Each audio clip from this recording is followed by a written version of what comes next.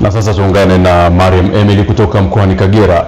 Baadhi ya walimu mkoani Kagera wameziomba mamlaka zinazohusisha kada hiyo kuwaruhusu walimu wanaotaka kujiendeleza kimasomo kujiunga na vyuo mbalimbali, hatua itakayowawezesha kuwa na uwezo mkubwa katika utendaji kazi wao, hivyo kukuza taaluma katika maeneo yao ya kazi.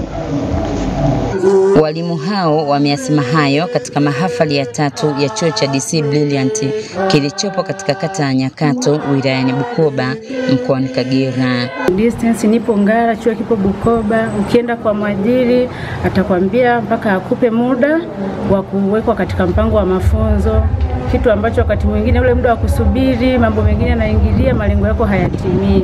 Kwa ingekuwa bora kwa waajiri walione hili na iwe chachu kwa waajiri wote kutoa ruhusa kwa muda mtu anapokuwa na utayari wa kujifua kuendeleza masomo yake. Kwa waruhusu, kwa sababu swala hili la kujiendeleza ni takwa la kiserikali na ni takwa la kimkakati, tukizingatia pia matakwa ya mtaala mpya wa elimu ya msingi. Hivyo unapopata nafasi ya kuendelea, mwalimu mwenzangu uliopo kazini na kushauri tuendelee kusoma. Mkuu wa mkoa wa Kagera Hajat Fatuma Mwasa, ambaye pia ni mwenyekiti wa kamati ya ulinzi na usalama ya mkoa wa Kagera, ametumia fursa hiyo kuwataka wanafunzi wa chuo hicho kujiepusha na mihemko ya kisiasa na kuwataka kushiriki kikamilifu katika uchaguzi mkuu ujao. Niwaombe kuhakikisha mnatumia haki yenu ya kuchagua au kuchaguliwa pale tarehe ya uchaguzi itakapotangazwa.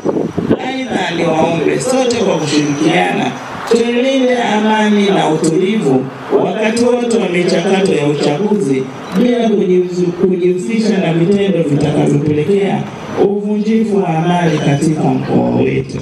Naye mkuu wa chuo hicho Martin Mombeki akaelezea mifumo ya ufundishaji katika chuo hicho. Masomo kwa walimu kazini yaliendeshwa vituoni. Tunatoa shukrani kwa wahitimu wote kwa kujitahidi au kwa jitihada walizozionyesha katika masomo yao.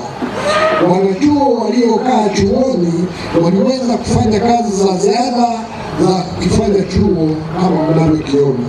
Jumla ya wahitimu 296 katika fani za astashahada na astashahada ya uongozi na utawala katika elimu, astashahada ya elimu daraja la 3 pamoja na ufundi stadi wamefanikiwa kuhitimu mafunzo yao katika chuo hicho kilichoanzishwa mwaka 2020. Mariam Emily, Star TV, Kagera. Pamoja na mgeni rasmi hapa